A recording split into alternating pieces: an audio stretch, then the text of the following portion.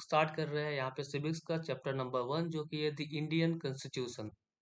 तो इस चैप्टर में हम लोग प्रोबेबली डिस्कस करेंगे हमारे इंट्रोडक्शन वीडियो होने वाला है इसमें। तो स्टार्ट करते हैं इंट्रोडक्शन पार्ट से। तो यह बताया कि in this chapter we are going to begin with the football. ठीक है, तो इस चैप्टर में हम लोग सबसे पहले शुरुआत करते हैं एक फुटबॉल के साथ। ठीक है, जो कि एक ऐसा गेम है जिसको लगभग हम सभी ने जिसके बारे में सुना हुआ है और हालांकि खेला भी हुआ है काफी हद तक। एज दी नेम सजेस्ट, ठीक है, यहाँ पे हम लोग आ चुके हैं कि as the name suggest this is a game that involve the players feet.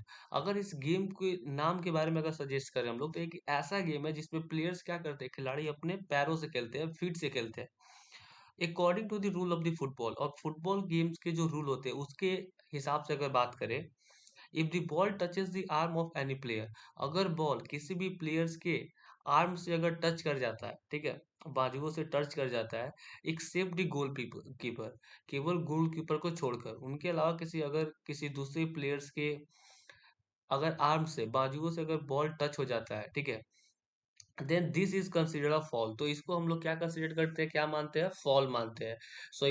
सो इसीलिए अगर कोई भी प्लेयर, ठीक है, जो फुटबॉल को क्या कर लेता है, होल्ड कर लेता है, पकड़ लेता है अपने हाथों से, एंड पास इट अराउंड, और अपने आसपास क्या करता है, बॉल को पास करता है, एक दूसरे को देता है, then they are not playing football anymore. तो वो प्लेयर जो हाथ से बॉल को लेकर जो है पास कर रहा होगा, वो प्लेयर जो है आगे गेम में कंटिन्यू नहीं करेगा, उसको निकाल दिया जाता है। ऐसे ही बात करें दूसरे गेम्स की भी, अगर बात करें जैसे कि हॉकी हो गया, क्रिकेट हो गया, इनके पास भी जो है कुछ रूल्स होते हैं। जैसे फुटबॉल में क्या रूल था कि हाथों का इस्तेमाल जो है नहीं करना है बॉल को पास करने के लिए। ऐसे ही जितने भी और भी दूसरे गेम्स होते हैं, जैसे कि हॉकी हो गया, क्रिकेट हो गया, सभी गेम्स के पास अपना कुछ ना कुछ जो है अपना रूल्स होते ही है। Each of this rules helps define the game, और इन्हीं रूल्स के आधार पर जो है गेम को क्या करते हैं हम लोग, डिफाइन कर पाते हैं कि वो गेम कैसा होगा और गेम क्या होगा।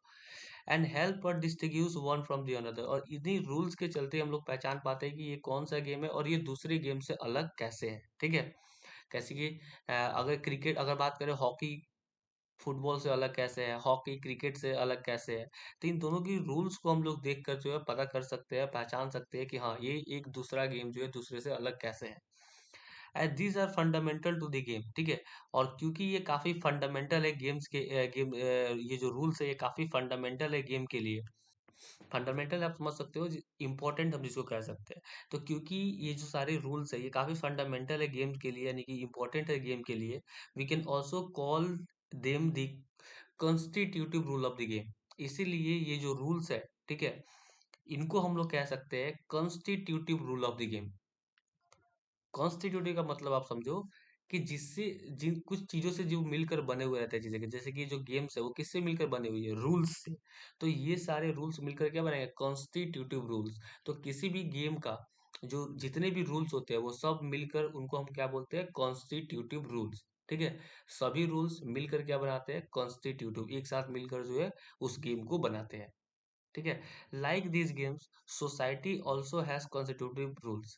जैसे ये गेम है वैसे ही जो हमारा आज का सोसाइटी है, ठीक है, इसके पास भी जो है कॉन्स्टिट्यूटिव रूल्स है। ठीक है, जो इसको क्या करता है, that make it what it is and differentiate it from the other kind of society.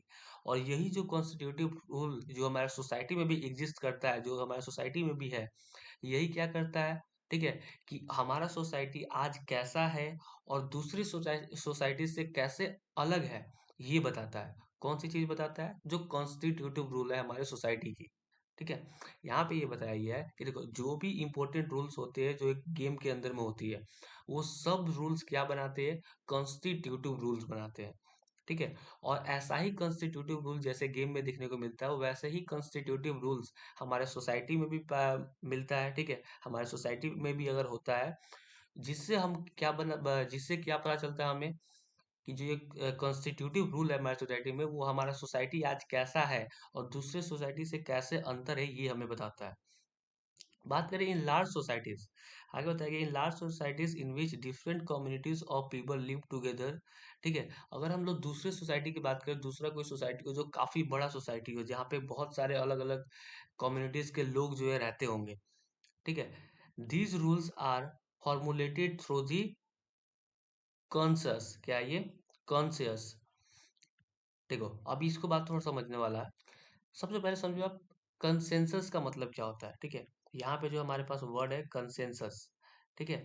Consensus का मतलब होता है सर्वसम्मति, ठीक है, या फिर आम सहमति।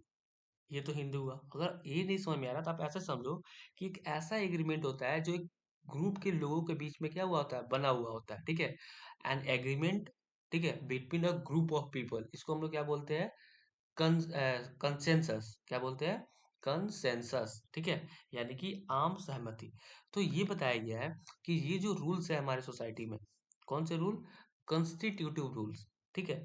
अगर एक बड़े कम्युनिटी में बात करें, एक बड़े कम्युनिटी के लोगों में जहाँ पे अलग अलग कम्युनिटीज के लोग हैं, ठीक है, वैसे सोसाइटी में ये जो सारे रूल्स है, ठीक है, इन सब को मिलाकर सबकी सहमति से जो हम लोग क्या करते हैं, ये रूल्स बनाए गए रहते हैं, ठीक है। और इन मॉडर्न कंट्रीज और आज के देशों में ये जो सेंसस है, यानी कि ये जो चीजें हमने, जो रूल्स हमने लिखी हुई है, ठीक है, रूल जो हमने लोगों के सहमति से बनाया हुआ है, ये सारे चीज जो है रिटन फॉर्म में क्या होता है, हर एक कंट्री के पास जो है अवेलेबल होता है रिटन फॉर्म में। और यही जो रिटेन फॉर्म होता है, ठीक है, इन सभी रूल्स का जो रूल्स जो एक कंट्री के अंदर में होती है, ठीक है, यही यही जो रिटेन डॉक्यूमेंट होता है, ठीक है, जहाँ पे हम लोग ऐसे रूल्स को क्या कर सकते हैं, फाइंड आउट कर सकते हैं, खोज सकते हैं, उसी को हम लोग बोलते हैं कॉन्स्टिट्यूशन। क्या बोलते हैं, कॉन्स्टिट्यूशन। आगे बताया गया है कि we have notice that Indian constitution in class 6 और क्लास 7 में जो है हमने कॉन्स्टिट्यूशन के बारे में पढ़ा हुआ है, इंडियन कॉन्स्टिट्यूशन के बारे में। एंड और सोशल एंड पॉलिटिकल लाइफ भी हमने पढ़ा हुआ है इस सभी के बारे में। Have you ever wondered why we need a constitution, क्या आपने कभी ये सोचा कि कॉन्स्टिट्यूशन आखिर जरूरत क्यों है, ठीक है। और और been curious about how the constitution got written, और कैसा कॉन्स्टिट्यूशन लिखा गया था, कि आपने कभी इसके बारे में सोचा है, और किसने लिखा, इसके बारे में भी। तो इस चैप्टर में ये तीनों क्वेश्चंस के जवाब हम लोग डिस्कस करेंगे। आगे ये सारी इश्यूज को हम लोग डिस्कस करेंगे and look at the key feature, और इंस्टीट्यूशन जो हमारा इंडियन कॉन्स्टिट्यूशन है इसका फीचर क्या है, ठीक है, क्यों इतना ये लोकप्रिय है, ये सब चीजें भी डिस्कस करेंगे। ईच ऑफ दिस फीचर, और इनका जो भी फीचर्स है, is crucial to the working of democracy, वो काफी इंपॉर्टेंट है हमारे डेमोक्रेसी को रन करने के लिए। अब ये डेमोक्रेसी क्या है, ठीक है, ये सारी चीजें आगे डिस्कस करेंगे नेक्स्ट लेक्चर में।